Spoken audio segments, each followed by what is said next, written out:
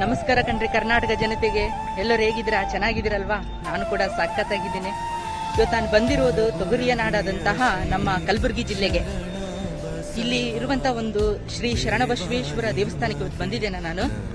ಈ ಒಂದು ಶರಣರು ಅರಳುಗುಂಡಿ ಎಂಬ ಗ್ರಾಮದಲ್ಲಿ, ಅಂದ್ರೆ ಜೇವರ್ಗಿ ತಾಲೂಕಿನ ಅರಳುಗುಂಡಿ ಎಂಬ ಗ್ರಾಮದಲ್ಲಿ ಇವರು ಜನಿಸುತ್ತಾರೆ.